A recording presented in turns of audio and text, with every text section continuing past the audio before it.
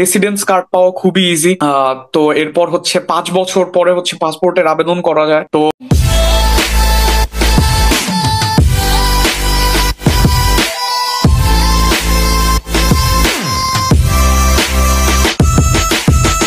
Hello, আসসালামু আলাইকুম। Welcome to channel টাউথ 25 এ। আশা করি সব ভালো আছেন। তো আজকে আমরা নতুন একটা ভিডিও নিয়ে আসলাম। আজকে আমি পর্তুগাল নিয়ে কথা বলবো। আমি জানি আমি চেক রিপাবলিক নিয়ে অনেক ভিডিও করেছি, কিন্তু আজ আমি চেক রিপাবলিকতে অলরেডি আমি আমার প্লেলিস্ট আছে যারা চেক রিপাবলিক আসতে চান। তো আমি আস্তে আস্তে করে আমরা বিভিন্ন ইউরোপিয়ান দেশ নিয়ে আস্তে আস্তে করে আমি কথা বলবো। তো এটা আমরা পডকাস্ট হিসেবে আমরা এনেছি। তো আজকে ভিডিওটা খুবই গুরুত্বপূর্ণ, কারণ আমরা আজকে পর্তুগাল নিয়ে কথা বলবো। পর্তুগালকে পড়াশোনা কিরকম, বা এখানে কেন আসা উচিত, বা কি বিষয় সকল কিছু। তো আমাদের সাথে আজকে গেস্ট আছেন তৌফিক, যিনি কিনা পর্তুগালে পড়াশোনা করছেন। তো তাকে বিষয়ে আমরা জানবো। তার আগে আমি হোস্ট হিসাবে আছেন আমাদের আক্তার ভাই। তো আমাদের দুজনের কাছে ছোট করে জানবো যে আপনি যে ইন্ট্রোডাকশনটা দেন, তারপর আমরা মূল আলোচনায় যেতে পারবো। তো আমি শুরু করছি আক্তার ভাইকে, দিয়ে আপনি যদি আপনার ব্যাকগ্রাউন্ড বা ইন্ট্রোডাকশন দিলেন, বা এবং আমার মূল গেস্টের কাছে আমরা পরে যাচ্ছি। জি। থ্যাংক ইউ তো সো মাচ তৌসিফ। আমি আসলে আজকে আমি খুবই এক্সাইটেড। কারণ আজকে আমরা এমন একজন গেস্ট আমাদের সাথে আছেন। আমরা অনেক অনেক মিসকনসেপশন, অনেক ফিয়ারফুল অ্যাক্টিভিটি, যেটা আমাদের মনের ভিতরে অনেক ধরনের জল্পনা কল্পনা থাকে, সেগুলো আজকে আমি মনে করি অনেকটাই অবসান হবে। দ্যাটস ওয়াই আজকে গেস্ট হিসেবে তৌফিককে পেয়ে আমি খুবই খুবই এক্সাইটেড। এবং আমার ধারণা আমাদের ভিউয়ার্স যারা আছেন আজকে এই চ্যানেলে, যারা এই প্রোগ্রাম দেখতেছেন, তারা অনেক অনেক বেশি উপকৃত হবেন। Specifically Portugal as a destination কি, কেন, কিভাবে এই পুরো জিনিসটা জানতে পারবেন। তো আমি আমার সম্পর্কে আর খুব বেশি কিছু বলবো না। আমি পর্তুগালে আছি, আমিও পড়াশোনা করছি Nova MS information management school. This is under the university of Nova, university of Lisbon. এবং এখানে আমার পড়ার এক্সপিরিয়েন্স ভিন্ন। তৌফিক সাহেব যিনি এখানে আসছেন আমাদের এখানে পড়তে, তার journey is totally different, is very unique. So আমরা এই কারণে আমি আর বেশি সময় নষ্ট করব না। আমরা চাই আমাদের আজকে গেস্ট, যিনি আমাদের সম্মানিত আজকে অতিথি, তার কাছ থেকে অনেক কিছু জানতে। So let's start. তো তৌফিক, আপনি যদি আপনার ইন্ট্রোডাকশনটা দেন, তাহলে আমাদের অডিয়েন্স ভিউয়ার সুবিধা হবে। জি। জি, প্রথমত থ্যাংক ইউ তৌসিফ আক্তার ভাই আমাকে ইনভাইট করার জন্য। I really feel honoured. তো সবাইকে বলি, তো আমার নাম হচ্ছে তৌফিক হোসেন। পুরান ঢাকায় বড় হওয়া। আমার হচ্ছে 2021 সালে গ্রাজুয়েশন কমপ্লিট হয় বিবিএ তে, ইস্ট ওয়েস্ট ইউনিভার্সিটি থেকে। আর এরপর হচ্ছে আমি 1 বছর জব করি একটা কোম্পানিতে। এরপর হচ্ছে আমার 2023 সালে আসলে পর্তুগালে আসা অক্টোবরে। তো প্রায় 1 বছর হয়েছে। তো এখন আমি হচ্ছে আম, আমি মাস্টার্স করছি পর্তুগালের নোভা এমএস ইউনিভার্সিটিতে। তো নোভা ইনফরমেশন ম্যানেজমেন্ট সিস্টেমে, ডিজিটাল মার্কেটিং অ্যান্ড অ্যানালিটিক্স ডিপার্টমেন্টে। তো আমার ফার্স্ট ইয়ার শেষ, এখন হচ্ছে থিসিস চলছে। তো এগুলো নিয়ে আরো বিস্তারিত কথা হবে। আর মিনওয়াইল আমি হচ্ছে এখন পর্তুগালের একটা রিনোন্ড একটা কল সেন্টারে অপারেশন এক্সিকিউটিভ হিসেবে কাজ করছি। তো এটাই ছোট করে যদি বলি খুবই ডেসক্রিপশন। ধন্যবাদ, খুবই ধন্যবাদ। তো আমরা যেহেতু আজকের যে পডকাস্টের যে মূল যে ব্যাপারটা, যেহেতু আমরা অলরেডি এক্সপার্টকে এনেছি, তো আমি বিশ্বাস করি যে আজকের এই পডকাস্টের মধ্যে আমরা এমন কিছু জানতে পারবেন আপনারা, যাতে করে পর্তুগালকে আসা নিয়ে, যেহেতু আমিও কিন্তু পড়াশোনা করছি আমাদের নোভা ইনফরমেশন ম্যানেজমেন্ট স্কুলে, কিন্তু আমাদের জার্নি এবং তৌফিক আমাদের যে গেস্ট আজকে, তার জার্নি একরকম না, কিন্তু তিনি বাংলাদেশ থেকে এসেছেন। তো আপনারা যারা বাংলাদেশ থেকে পর্তুগালে আসতে চান, তারা আমার মনে হয় আজকের এই পডকাস্টের যে ইনফরমেশন গুলো আপনাদের কাছ থেকে খুবই একটা ইউজফুল হবে। তো আমি সময় নষ্ট করবো না। তো আমি তৌফিককে প্রথম যে প্রশ্নটা করতে চাই যে কেন পর্তুগাল? মানে এত দেশ আছে পৃথিবীতে, আমাদের সবাই যেখানে জার্মানি আছে কিংবা ইউএসএ, কানাডা, ইংলিশ স্পিকিং আছে, পর্তুগালটা কেন? মানে কি মনে হয়েছে পর্তুগালকে চয়েস করার জন্য, যদি বলতেন। আচ্ছা, তো এখানে হচ্ছে আমি ছোট্ট করে যদি একটা গল্প দিয়ে শুরু করি। তো এই স্বপ্নটা আমার ছিল না, ছিল আমার বাবার। তো বাবা হচ্ছে আমাকে বলছে, প্রথমে বাবা হচ্ছে ইতালিতে ছিল, ইউরোপিয়ান অনেকগুলো দেশে ছিল। তো বাবা হচ্ছে বলছে যে তুমি ইউরোপে চলে যাও, Portugal would be a good option for you. তো তখন হচ্ছে আমি আর কি ভাবছিলাম যে এত দেশ থাকতে সবাই হচ্ছে কানাডা, অস্ট্রেলিয়া, আমেরিকা চুজ করে, তো পর্তুগাল কেন? তো তখনও আমি আসলে বুঝি নাই যে আসলে এটার মূল বাবার কারণটা কি ছিল, এটা আমাকে বলার। কিন্তু এখন যদি আমাকে কেউ বলে, তাহলে হচ্ছে আমি সবচেয়ে প্রথমেই যে কথাটা বলবো সেটা হচ্ছে মাইগ্রেশন ফ্যাসিলিটিটা। তো ওই আম, এখানে কাগজপত্র খুব দ্রুত হয়, more better and faster than any other countries in the Europe and also from other countries as well. তো এইটা হচ্ছে সবচেয়ে বড় একটাই।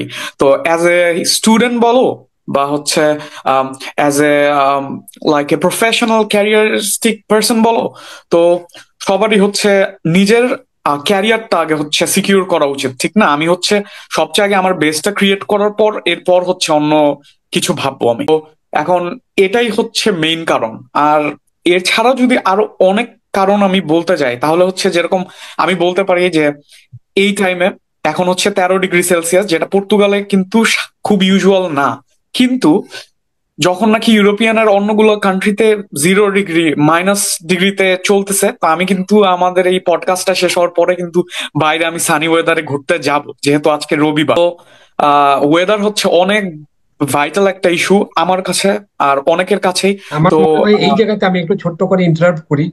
এই জায়গাতে আসলে আমাদের প্রশ্ন আছে, একটা সেশন আছে যেখানে আসলে পর্তুগালের ওয়েদার এবং পর্তুগালের লাইফ স্টাইল নিয়ে আমার মনে হয় সেইখানে আপনার কাছ থেকে আরো অনেক ডিটেইল সানি ওয়েদার এবং এই গল্পটা শুনবো, বিকজ আই নো যে এখানে আরো মজার মজার গল্প আছে। অনেক ওকে, অনেক অনেক সো আফতার আমার ভাই। মনে হয় যে Tausif you can go for the next question, there are আমি লট মোর তাতে, থিংস। যেহেতু আমাদের অডিয়েন্সরা জিজ্ঞেস করবে যে পড়াশোনা কিভাবে আসতে চায় বা কিছু, যেটার মূল উদ্দেশ্য, তো আসলে অ্যাপ্লিকেশন করার জন্য যে কি কি ডকুমেন্ট লাগে, মানে একদম বেসিক কি ডকুমেন্ট লাগে যে যাদের কিনা হচ্ছে অ্যাপ্লিকেশন করতে পারবে ইউনিভার্সিটিতে, সেই ব্যাপারে যদি আপনি যদি একটু ধারণা দিতেন। আচ্ছা, তো আহ, আমার হচ্ছে সব জিনিস তো মনে থাকবো না, তো আমি হচ্ছে লিখে রাখছিলাম ইসের মধ্যে, তো ওইখান থেকেই বলি।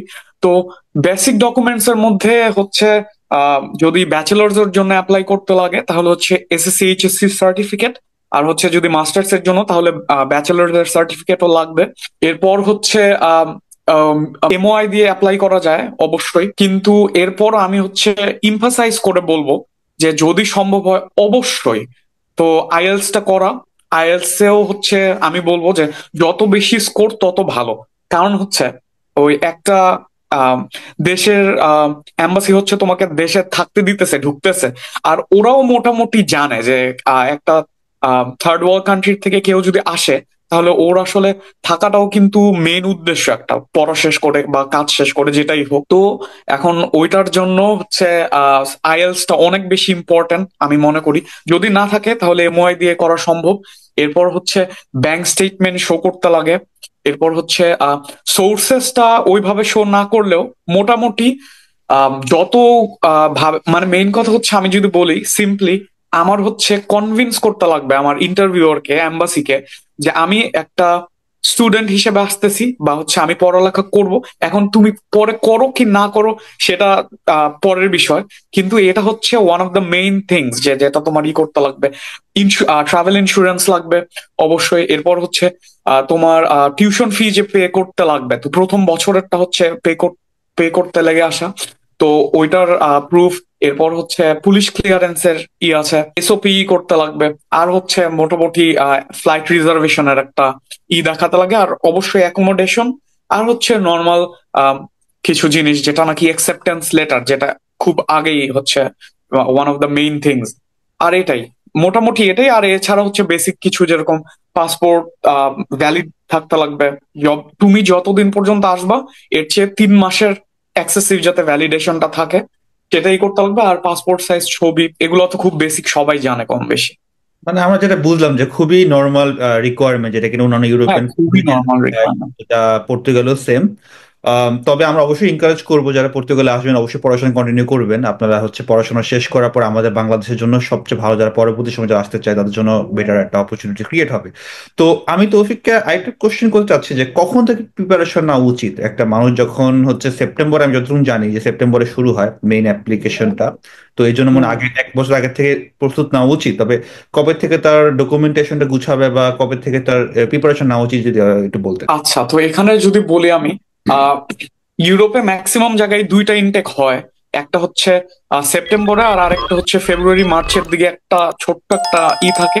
কিন্তু আমি সবাইকেই বলবো যে পর্তুগালের ক্ষেত্রে অবশ্যই অবশ্যই সেপ্টেম্বরের ইনটেকটাকেই প্রায়োরিটি দিতে। কারণ হচ্ছে ফেব্রুয়ারি মার্চে যে ইনটেকটা হয় সেটা হচ্ছে খুবই কয়েকটা হাতে গোনা স্টুডেন্টদের জন্য হয়।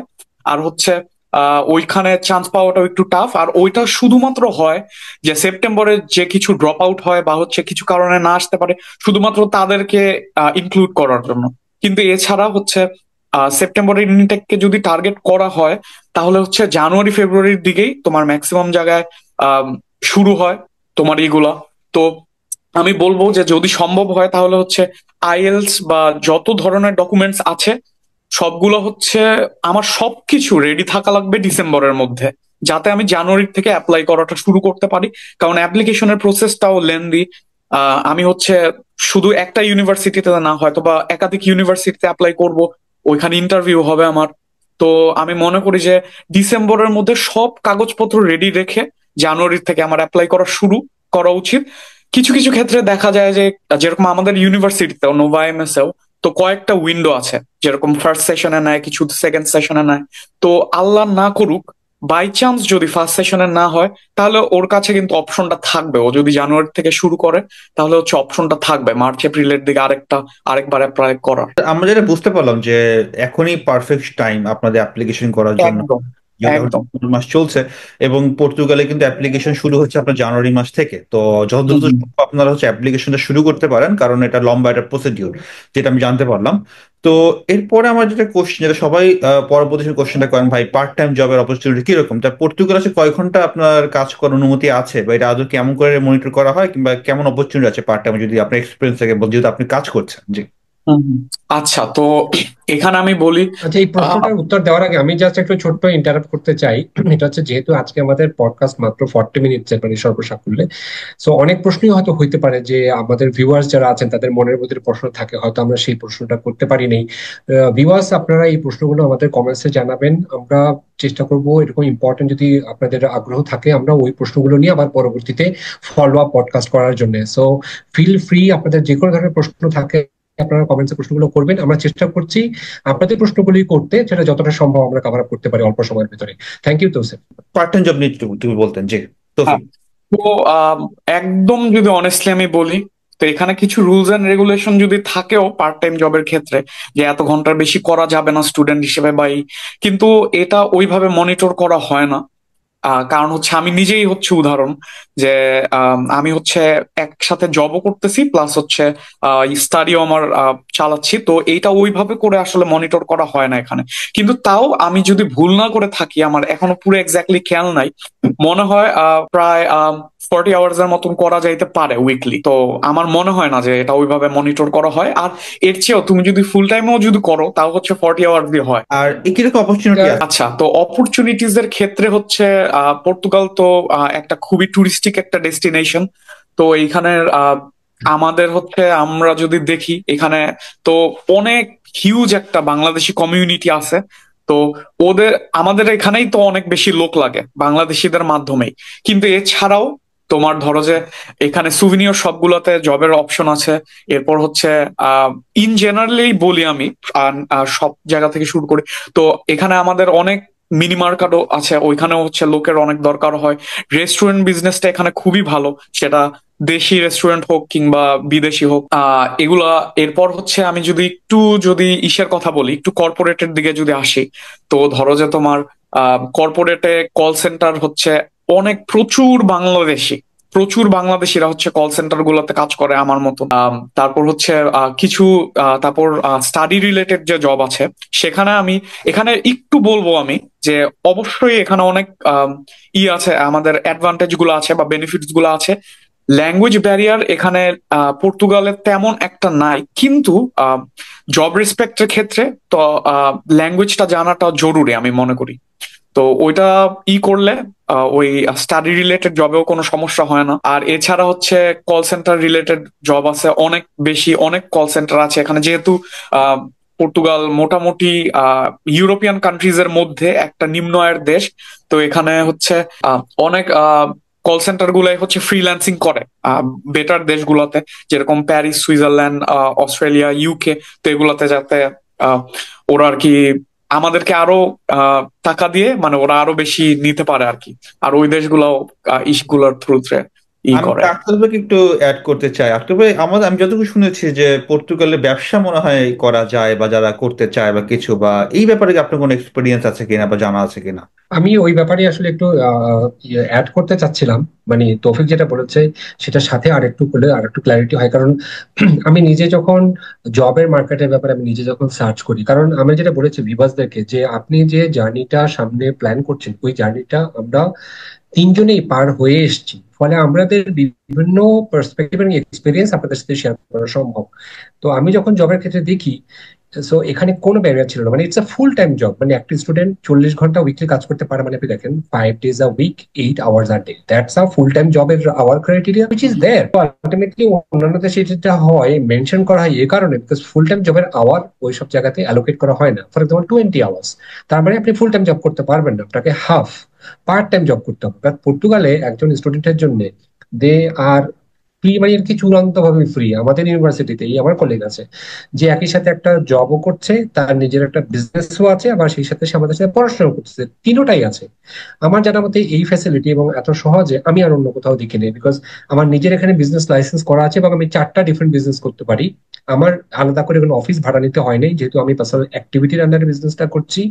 একই সাথে আমার নিজের যে জব হচ্ছে কন্ট্রাক্ট, সে কন্ট্রাক্টও আছে, যেহেতু নানা ধরনের ফেসিলিটিস আছে পাওয়ার জন্য জব কন্টিনিউ করতে হয়, কন্ট্রাক্ট কন্টিনিউ করতে হয়, সো আমার জব কন্ট্রাক্টও আছে। ওকে, এবং সেই সাথে আমি পড়াশোনাও করতেছি।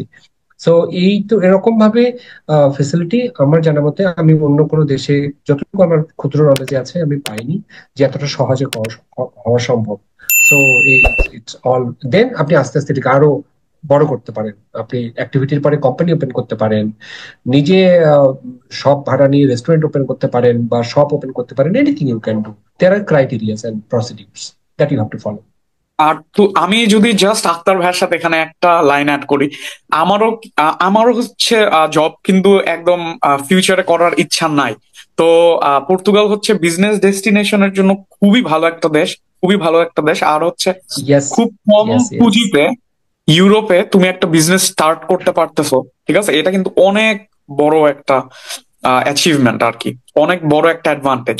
তো যারা নাকি আসবে, তো সবার সবাই আর কি জবের পাশাপাশি বিজনেসটাও মাথায় রাখতে পারে, বা এখন না হইলেও হয়তো বা 2 বছর 3 বছর পর সবারই তো একটা থাকে যে আমার নিজের কিছু থাকবে। তো পর্তুগালে এই জিনিসটা খুবই ইজি, আর হচ্ছে খুব কম পুঁজিতে ইউরোপিয়ান কান্ট্রিজ এর তুলনায় কম পুঁজিতে জিনিসগুলো কিন্তু ইনিশিয়েট করা যায়। এবং আমি বুঝতে পারলাম যেটা এখানে ব্যবসা করা বা চাকরি করা সবকিছুতে সুযোগ অনেক বেশি। তো এখানে পাশাপাশি অনেকে শুনেছি যে পর্তুগালে নাকি ফ্যামিলি আনার একটা ব্যাপার আছে, যে এই ব্যাপারে যদি তৌফিক আপনার যদি কোনো আইডিয়া থাকে আর কি, যে ফ্যামিলি কি আনা হ্যাঁ, যায় তো কিনা? এই এটার হচ্ছে আমি আমি হচ্ছে ব্রিফলি বলবো যেহেতু আমাদের লিমিটেড টাইম। তো পর্তুগালে হচ্ছে ফ্যামিলি রিউনিফিকেশন, একটা ভিসা আছে ফ্যামিলি ইউনিফিকেশন। সো যেটার আন্ডারে আপনি হচ্ছে যদি কোনো ডিপেন্ডেন্ট প্যারেন্টস থাকে কিংবা হচ্ছে আন্ডার এজ চাইল্ড থাকে, মানে আন্ডার এজ বলতে 18 বছরের নিচে, তো তাদেরকে কিন্তু আপনি নিয়ে আসতে পারবেন। কিছু সার্টেইন রুলস এন্ড রেগুলেশন আছে যেগুলো নাকি গুগলে গেলে পাওয়া যাবে, কিন্তু এটা কিন্তু খুবই আর একটা স্পাউসকে পপুলার কি আনা একটা। যাবে? স্পাউস? জি, জি আক্তার ভাই, জি, আনা যাবে, আনা যাবে। ইয়েস, স্পাউস করতে হবে। Yes, that's yes, more important for our viewers. জি ভাইয়া, জি, ইয়েস। তাও হচ্ছে আনা যাবে। আর হচ্ছে আর এগুলাতে অন্যান্য দেশের তুলনায় অনেক বেশি ফ্লেক্সিবিলিটি আছে, অনেক বেশি ফ্লেক্সিবিলিটি আছে এগুলোর জন্য। আর এর চেয়েও আমি হচ্ছে বলবো যে এইখানে অনেক বাংলাদেশি পরিবার থাকে, অনেক বাংলাদেশি পরিবার থাকে। তো তারা কিন্তু সবাই একসাথে আসে নাই। তো ওই একজন আসার পরেই হয়তো বা কেউ স্টুডেন্ট ভিসাতে আসছে বা ওয়ার্ক পারমিটে আসছে, এরপর হচ্ছে আস্তে আস্তে করে নিয়ে আসছে। তো এটা খুবই ইজিয়েস্ট একটা জিনিস। আর হচ্ছে এইটাও আমার একটা অন্যতম কারণ ছিল এখানে আসা, কারণ আমি অন্য কানাডা বা অস্ট্রেলিয়া আমার স্টাডি ডেস্টিনেশন হইতেই পারতো, কিন্তু আমি আসলে আমার ফ্যামিলির সাথে থাকতে চাই। তো এটার জন্য টুকটাক কাজও আগাচ্ছি। তো ইনশাল্লাহ খুব সামনেই নিয়ে আসতে পারবো আর কি। আমরা যেটা বুঝলাম যে আপনার পর্তুগালে যারা পড়াশোনা করতে আসতে চাচ্ছেন, আপনার ফিউচার আপনার ফ্যামিলি আনতে পারবেন, আপনার বাবা মা কিংবা আপনার স্পাউস আনতে পারবেন। তবে এখানে আপনারা স্পাউসের সাথে একসাথে ফ্লাই করতে পারবেন, আগে একজন আসবেন, তার কিছু সময় পরে আপনারা অ্যাপ্লিকেশন করে তার স্পাউস বা সবাইকে আনতে পারবেন, যেটা আমরা জানতে পারলাম। আমি তাহলে পরবর্তী যে কোশ্চেনে আসি সেটা হচ্ছে, অনেকে আছে ভাই আমি অমুক দেশে আছি, আমি ক্রেডিট ট্রান্সফার করতে পারবো কিনা, এই যে যে ব্যাপারটা, এই ব্যাপারে কোনো ধারণা আছে কিনা? এবং অনেকে আছে যে সুইডেন আছে বা ডেনমার্কে আছে, তারা পর্তুগাল আসতে চায়, তাদের প্রসেস কেমন হইতে পারে এটার ব্যাপারে যদি তৌফিক আপনার যদি কোনো এক্সপিরিয়েন্স থাকে। হ্যাঁ, এখান থেকে আমি অত বেশি বলতে পারবো না, কিন্তু অনেক ফ্রেন্ডই আছে আমার যারা নাকি এরকমই করেছে। আমাদের নোভা আইএমএসএ তো আমাদের যে ব্যাচটা, মানে 2023-24-এর 24-25-এর যে ব্যাচটা, তো এই ব্যাচের মধ্যেই কিন্তু অনেকেই আছে যারা নাকি অন্যান্য দেশ থেকে আসছে, নরওয়ে থেকে আসছে, সুইজারল্যান্ড থেকে আসছে, অনেক দেশ থেকে আসছে। তো আমি শুধু এটাই বলবো যে ক্রেডিট ট্রান্সফারটা ইজি যদি ইউরোপিয়ান কান্ট্রিজ এর থেকে হয়। আর হচ্ছে এইটা পুরোটাই হচ্ছে ইউনিভার্সিটির উপর ডিপেন্ড করে। তো ইউনিভার্সিটি অ্যাপ্রুভস, তো ব্যাপারটা কিন্তু তখন আর কোনো কমপ্লিকেটেড থাকে না। এরপর হচ্ছে ব্যাপারটা এম্বাসির উপর ডিপেন্ড করে। আর রাইট, ইউনিভার্সিটি রাইট। পর্তুগালে সব সময় চায় যে মানে আমাদের যদি একজন বেশিও আসুক, সেটাই তো আমাদের অ্যাডভান্টেজ। তো ওরা কখনোই এগুলা নিয়ে অত বেশি কমপ্লেক্সিটিতে পড়ে না। তো কেউ যদি ক্রেডিট ট্রান্সফার করতে চায় ইউরোপিয়ান দেশ থেকে, এটা খুবই ইজি। এবং এছাড়াও যদি যারা কিনা বিভিন্ন দেশে অবস্থান করছে, তাদের প্রথম থেকে যদি পড়াশোনা শুরু করতে চায়, তারাও তো মনে হয়, আমার যেটা মনে হয়, তারা ওখান থেকে বসে অ্যাপ্লিকেশন করে অফার লেটার নিয়ে ওখানকার এম্বাসি ফেস করে আসতে পারে স্টুডেন্ট হিসেবে, রাইট? হ্যাঁ, এটা এটা ঠিক কথা বলেছো। আর এটার সাথে যদি আমি জাস্ট একটা জিনিস অ্যাড করি, তো অনেকেই বা আমাদের সাথেও যারা আছে, তো অনেকেই কিন্তু অনেক কান্ট্রিতে থাকে, মানে ছিল, কিন্তু ঘুরে ফিরে পর্তুগালে আসছে তোমার কাগজের জন্য। তো আমি এটা সবাইকেই বলবো যে কেউ যদি এরকম, এক একটা কান্ট্রিজের অ্যাডভান্টেজ ডিসঅ্যাডভান্টেজ সব দেশেরই থাকে, কিন্তু আমি এটাই বলবো যে কারোর যদি ওই স্টে করারই প্ল্যানটা থাকে, তাহলে হচ্ছে একটু সেকেন্ড থট দিয়ে পর্তুগালে চলে আসতে পারেন।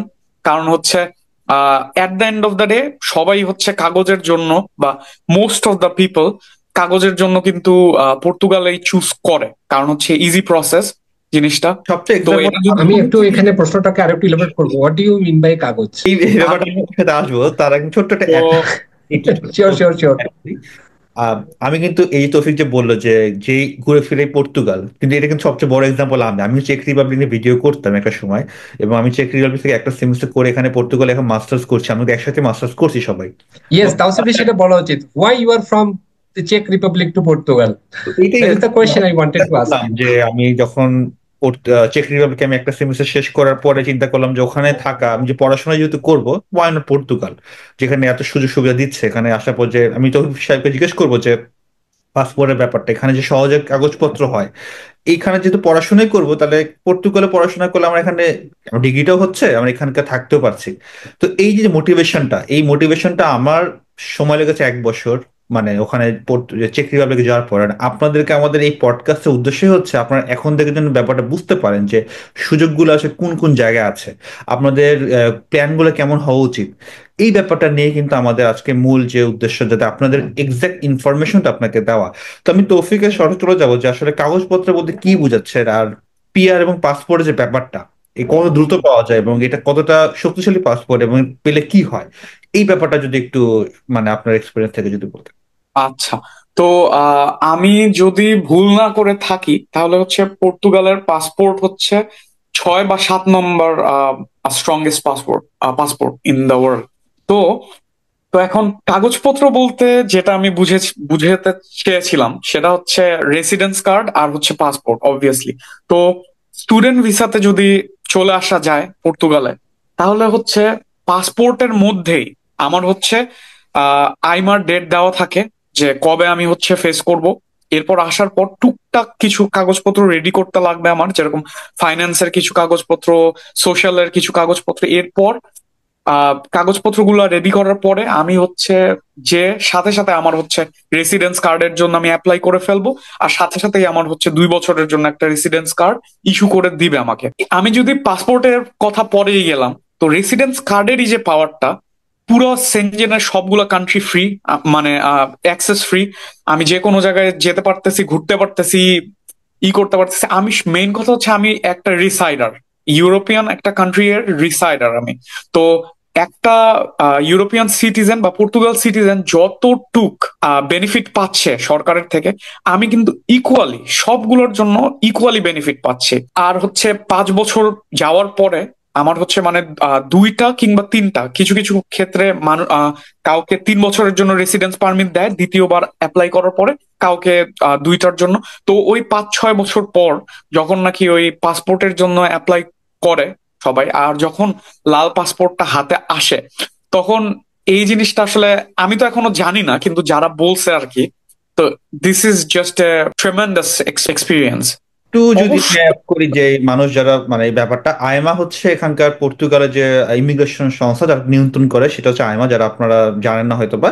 আর এখানকার যে সুবিধাটা, যে পাস টেম্পোরারি রেসিডেন্স পারমিটে, যেটা আপনি 5 বছর যাওয়ার পরে সরাসরি কিন্তু আপনি পাসপোর্টের জন্য আবেদন করতে পারবেন, যেখানে মাঝখানে কোনো অন্যান্য দেশের সাথে পর্তুগালের পার্থক্যটা এই জায়গাতেই, আপনি এখানে পার্মানেন্ট রেসিডেন্সি একটা ওয়েটিং পিরিয়ডটা আমার থাকছে না, আপনি সরাসরি টেম্পোরারি রেসিডেন্স পারমিট থেকে পাসপোর্টে আপনারা ট্রান্সফার করতে পারবেন, যেটা কিনা আপনার অনেকগুলো সময় আপনাদের বেঁচে যাবে। আর এছাড়া আমরা যতটুকু জানি যে এখানকার যারা কারো যদি বেবি হয়, তাদের হচ্ছে বাই বর্ন সিটিজেনশিপ একটা ব্যাপার আছে, যেখানে কি অনেক সুযোগ সুবিধা মনে আছে।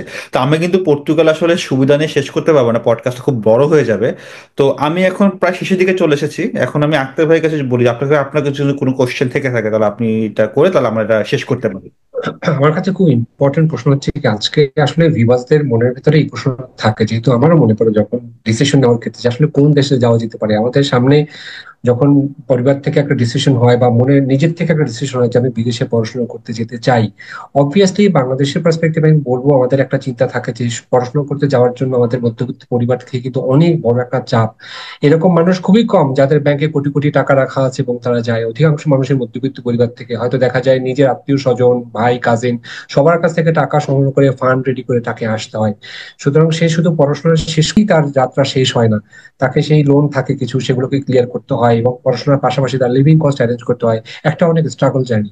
কিন্তু এই স্ট্রাগলের পরে যখন আবার ইমিগ্রেশনের জন্য নতুন একটা দেশ খুঁজতে হয়, তখন এই জার্নিটা আর সহ্য করা খুব মুশকিল হয় যে আমি পড়াশোনা শেষ করলাম, আমার এখন ভিসা শেষ, আমাকে এখন দেশ থেকে বার করে দিচ্ছে, আমাকে নতুন একটা দেশে যেতে হবে। তো আমার প্রশ্নটা হচ্ছে তৌফিক সাহেবের কাছে, আজকে আমাদের গেস্ট, উনি অনারেবল গেস্ট, ওনাকে এটাই বলা যে এই জার্নিটা কিভাবে পর্তুগালকে যদি আমি চুজ করি, মানে অস্ট্রেলিয়ার চুজ না করে, কানাডা চুজ না না করে, ইউএসএ চুজ না করে আমি যদি পর্তুগালকে চুজ করি, তাহলে আমার জার্নিটা একবারই কিভাবে শেষ হতে পারে, বা এইটার ব্যাপারে আমাদের মধ্যে যেটা অবিশ্বাস আছে, মিসকনসেপশন আছে, আসলে এটা সত্যি কিনা, এইটার ব্যাপারে আমি চাই যে the way you did it. তো এখন আমি বলি যে আপনি যেরকম আমার কথা যদি বলি, আমার হচ্ছে 26 বছর বয়স। তো 25 বছর আমি একটা দেশে ছিলাম, ওইটার সাথে আমি হ্যাবিচুয়েটেড। হঠাৎ করে যে কালচারাল যে চেঞ্জটা, যে ট্রানজিশনটা এখানে আসার পরে, তো আপনি নতুন একটা দেশে যাওয়ার পরে আপনার ওইটার রুলস এন্ড রেগুলেশন অ্যাডপ্ট করা, মানুষের পার্সপেক্টিভ অ্যাডপ্ট করা, তাদের বিহেভিয়ার অ্যাডপ্ট করা, এটা অনেক বড় একটা ব্যাপার, ঠিক আছে? আর ইউরোপিয়ান ইউরোপিয়ানদের মধ্যেই একটা দেশের মানুষদের সাথে যে আরেকটা দেশের মানুষদের চিন্তাধারার পার্থক্য, কথা বলার ধরন পার্থক্য, তো এটা খুবই অনেক বেশি ডিস্টিংগুইশড। তো আপনি যখন একটা বছর বা 2-3 বছর একটা দেশে থাকতেছেন, তো এটার পরে আবার শিফট করে নতুন একটা দেশে যাওয়া, আপনার কমফোর্ট জোন থেকে বের হওয়া, এটা খুবই টাফ একটা জিনিস। আর হচ্ছে আপনি একটা জিনিস খেয়াল রাখবেন, মানে বা জানেন অবশ্যই, যে ওই যে আপনি যখন 3-4 বছর একটা দেশে থাকার পরে অন্য একটা দেশে যাবেন, তো তখন আপনার নতুন করে অনেক কিছুর সাথে অ্যাডপ্ট করতে লাগবে। অনেক ক্ষেত্রে কিছু কিছু নতুন, এটার অনেক চ্যালেঞ্জেস আছে আসলে অনেক চ্যালেঞ্জেস আছে। আমি যদি এটা বলা শুরু করি, এটা শেষ হবে না। কিন্তু এটাই বলবো যে যখন আপনার কাছে একটা ইজি ওয়ে আছে, ঠিক আছে, তাহলে কেন আপনি কমপ্লিকেটেড ইসে যাবেন? অন্য দেশে টিউশন ফিস বেশি, থাকা খাওয়ার খরচ বেশি, আপনি ওইখানে যাচ্ছেন, টাকা খরচ করতেছেন, হয়তোবা একটা জব করতেছেন, কিন্তু আপনি এরপর ঘুরে ফিরে যদি পর্তুগালে আপনার আসতে হয়, তাহলে কেন পর্তুগাল আগে নয়? এটা হচ্ছে মেইন কথা। যে কারণ আপনি এখানে 5 বছরে আপনার সবকিছু হয়ে যাচ্ছে, আপনি 6 বছরের মধ্যে পাসপোর্ট পেয়ে যাবেন ইনশাল্লাহ।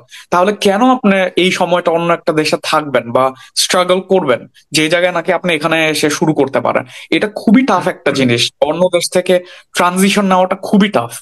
তো তো এটা আমার আমি মনে হয় তৌফিকের এই যে প্রশ্নটা যে আপনি কেন এইটা নেবেন, আমার মনে হয় এইটার জন্য আমরা তাওসিফের সাথে একটা আলাদা পডকাস্ট করতে পারি একটা জায়গাতে, বিকজ এই জার্নিতে তাওসিফের আছে। যে তৌফিক যেরকম সরাসরি বাংলাদেশ থেকে এই জিনিসটা বুঝে অন্য কোনো জায়গাতে না গিয়ে সরাসরি পর্তুগাল এসছেন, তৌসিফের লাইফে সেটা ঘটনাটা ঘটে নাই। এবং এখন বলবো আনফর্চুনেটলি, কিন্তু যখন তৌসিফও সিদ্ধান্ত নিয়েছিলেন তখন তৌসিফও জানতেন যে yes it's a great thing যে আমি চেক রিপাবলিকে গিয়ে পৌঁছালাম, but later he realised what he realised. আমার মনে হয় এটা নিয়ে আমাদের একটা আলাদা পডকাস্ট হওয়া উচিত, যেখানে হয়তো তৌফিক আর আমি মিলে প্রশ্ন করবো তৌসিফকে যে you tell us the story, the experience what you have gone through and why did you change your decision and came here. এটা আমার মনে হয় আমাদের ভিউয়ার্সদেরকে অনেক মিসকনসেপশন ক্লিয়ার করতে হেল্প করবে, এবং ওই পডকাস্টের শিরোনাম হবে সিদ্ধান্ত কিভাবে নেবেন, and Tausif will tell us how to take the decision. ইনশাল্লাহ ইনশাল্লাহ ইনশাল্লাহ। এখন আমাদের আজকে যে মূল পডকাস্ট, আমরা আজকে যে তৌফিক সাহেবকে রেখে যে পডকাস্ট আমরা করছি, যে পর্তুগাল কিনে আমরা অনেক ইনফরমেশন জানতে পারলাম। তো আমরা একদমই শেষের দিকে চলে এসেছি। আমরা আজকে আর বাড়াবো না, কারণ আমি জানি অনেক ইনফরমেশন এখানে রয়েছে এবং মানুষ অডিয়েন্সের কাছে আরো ইনফরমেশন, তাদের প্রশ্ন আসবে এবং সেই প্রশ্নগুলো আমরা নিয়ে আমরা ফলো আপ একটা পডকাস্ট করব, যেখানে কিনা বা আমরা সেখানে আমাদের আইটা গিয়ে থাকতে পারে। বা যাই হোক, সেটা মূল কথা না। তো আমি যদি এখন শেষ কথা যদি বলতে চাই যে, তৌফিক আপনি যদি শেষে কিছু অ্যাড করতে চান, যারা নতুন আসবে, যারা আসতে চাচ্ছে, বা তাদের জন্য কোনো গাইড বা কোনো টিপস বা ট্রিক্স বা কিছু যদি আসে, যে কিভাবে করে ভিসাটা তারা ইনশিওর করতে পারে বা পর্তুগালে আসতে পারে, যদি এখনই পারফেক্ট সময়। জি। তো আমি হচ্ছে জাস্ট খালি 1টা মিনিট আগে একটা জিনিস বলতে চাই। সেটা হচ্ছে যে বাংলাদেশের যে পরিবেশ বা ওইখানের যে, আমি আমার দেশকে অনেক ভালোবাসি, অনেক ভালোবাসি, কিন্তু এরপরও কিন্তু অনেক দিক আছে যেগুলোর কারণে ওইখানে থেকে হয়ে আসা হয় নাই, কিংবা হচ্ছে আমি চুজ করছি একটা ডিফারেন্ট একটা কান্ট্রিতে মুভ করার। তো শুধু এটাই বলবো যে যে নাকি ইউরোপে আসে নাই বা হচ্ছে আহ এরকম একটা লাইফস্টাইল লিড করে নাই, ও আসলে জানেই না যে মানে দেশের বাইরে কিরকম একটা জগৎ হইতে পারে। যেরকম আমি কিন্তু প্রথমে অ্যাগ্রি করি নাই, কারণ যেহেতু আমার ফুল ফ্যামিলি দেশে, তো এটা খুব টাফ একটা ডিসিশন ছিল আমার। কিন্তু এখানে আসার পর মনে হয়েছে যে না, আসলে যে ডিসিশনটাই নেওয়া হয়েছে অবশ্যই আমার ফিউচারকে করে আমি কনসিডার করেই নিছি। তো এখানের যে লাইফস্টাইল, এখানের যে ওয়েদার, তো এগুলো আসলে অনেক বেশি ডিফারেন্ট বাংলাদেশ থেকে। আর এটা হচ্ছে সবাইকে একটা প্রশ্নই করবো যে আপনি দেশের বাইরে না এসে আপনি কিভাবে বুঝবেন যে আপনি কোন জায়গায়, কোনটা আপনার জন্য বেটার, বা কোন জায়গায় থাকলে হয়তো বা ভালো হইতো। যেরকম এখানে আপনার খুব ভালো একটা লাইফস্টাইল পাচ্ছেন। গতকালকে একজনের সাথে কথা হচ্ছিল, তো এখন উনি হচ্ছে উনার চাকরিটা নাই, আনএমপ্লয়েড, কিন্তু উনি বেকার ভাতা পাচ্ছে প্রায় 500 ইউরো করে। ঠিক আছে? তো এটা চিন্তা করেন আপনারা যে বাংলাদেশে এটা একদম নাই, এটা অসম্ভব একদম। তাও হচ্ছে উনি মাত্র, তাও as a resident, not even as a passport holder, উনি এই জিনিসটা পাচ্ছে। তো আসলে এই মানে বাইরে না আসে এটা কখনোই জাজ করা সম্ভব না। আর হচ্ছে আমি যদি বলি যে ভিসার ইসেরিটা, তো সবচেয়ে বড় যে চ্যালেঞ্জটা সেটা হচ্ছে প্রসেসটা শুরু করা। ঠিক আছে? কারণ আমরা সবাই ভয় পাই যে আবার এটা করব, এটা কি আসলে সম্ভব নাকি, বা আমার কি হয়ে উঠবে নাকি। আমার কথা হচ্ছে চেষ্টা করি লিস্ট, মানে আমার নিজেকে তো বলতে পারবো যে না আমি চেষ্টা করছিলাম। লিস্ট আমি যদি চেষ্টা না করি তাহলে তো এটা হবে না এই জিনিসটা। আর পর্তুগালের এম্বাসি যেহেতু এখন আহ মানে ইলিগাল এন্ট্রিজ গুলো অফ আছে পর্তুগালে, বা হচ্ছে ওই সিস্টেমটা আর নাই। তো এখন কিন্তু পর্তুগালের এম্বাসি অবশ্যই স্টুডেন্টদের দিক দিয়ে, ওয়ার্ক পারমিট ভিসাতে যারা আসে ওদের দিক দিয়ে শিথিল হবে, কারণ হচ্ছে ওদেরও মানুষ দরকার। তো পর্তুগালের মানুষরাও কিন্তু ঠিক যেই কারণে আমরা বাংলাদেশ থেকে পর্তুগালে আসি, ওরাও হচ্ছে পর্তুগাল থেকে অন্য একটা দেশে মুভ করে। তো ওদেরও হচ্ছে ভালো হিউম্যান পাওয়ার দরকার, আহ আহ খুব মানে হিউম্যান রিসোর্স দরকার, একটা অ্যাসেট দরকার। তো ওইটার জন্য আমি বলবো যে ওরা বসে আছে ভিসা দেওয়ার জন্য। এখন ভিসা রেশিওটা গত বছরও কম ছিল, কিন্তু এখন বাড়বে, এটা খুবই অবভিয়াস যে বাড়বে। তো এখন তোমার যদি ভ্যালিড কাগজপত্র থাকে, যা আছে চেষ্টা করো আইএলসটা দেওয়ার। কেউ যদি নাও দিতে চায় তাও আমি বলবো যে চেষ্টা করো আইএলসটা দেওয়ার। তোমার কাছে একবার বাইরের দেশে আসার পরে তুমি কখনোই রিগ্রেট করবা না, কখনোই রিগ্রেট করবা না। এই যে আমরা যে মাঝে মধ্যে ভিডিওগুলো দেখি যে ভাই প্রবাসী জীবন খুব কষ্ট, কাউকে জিজ্ঞেস করে দেখো তো যে যে ঠিক আছে প্রবাসী জীবন কষ্ট, আমি আপনাকে 10 লাখ টাকা দিতেছি, আপনি দেশে আইসা পড়েন। কেউ আসবে না, কেউ আসবে না। কারণ হচ্ছে বাইরের জীবন বাইরের জীবনে। ঠিক আছে? তো এটা আসলে আহ মানে আমি বলবো যে ট্রাই করতে সবাইকে। অবশ্যই অনেকটাই ভাগ্যর উপরে থাকে অনেক কিছু, কিন্তু ওই ভাগ্যটা তো আমি বুঝতে পারতেছি না ট্রাই না করলে, যে এটাকে আল্লাহ ভাগ্যে রাখছেন নাকি রাখেন নাই। তা তো অবশ্যই, তা তো অবশ্যই। আর পর্তুগিজটাও যথেষ্ট হেল্পফুল আমার মনে হয়, পর্তুগিজ যথেষ্ট পরিমাণে ওয়েলকামিং আমাদের ব্যাপারটা নিয়ে, এই ইমিগ্রেশনের ব্যাপারটা নিয়ে। তো থ্যাংক ইউ সো মাচ তৌফিক। আর আক্তার ভাই যদি 1 মিনিটে কিছু বলতে চান, কারণ আমাদের আমি সময়। 30 সেকেন্ডে খালি এটুকু বলবো যে আসলে এই আলোচনাটুকু করে, মানে এটা আমাদের প্রথম পডকাস্ট এই পর্তুগালের উপরে, আমার কাছে মনে হয়েছে there are lot of things that we can discuss with, অল্প অল্প করে। আমার মনে হয় রিকোয়েস্ট করবো যে হোস্ট, যে আপনি ফিউচারে আমাদের এরকম আরো ছোট ছোট বিভিন্ন টপিক নিয়ে পডকাস্ট অ্যারেঞ্জ করবেন, তাতে আমাদের ভিউয়ার্স এবং অডিয়েন্সরা তাদের প্রশ্নের উত্তর পায় এবং তারা বেনিফিট হতে পারে। We really want to help our viewers, they need help. Thank you so much Akhtar ভাই, থ্যাংক ইউ সো মাচ তৌফিক। আমাদের সময় ধন্যবাদ আমাকে ইনভাইট করার জন্য। So much. এবং আমরা ফিউচারেও চাই।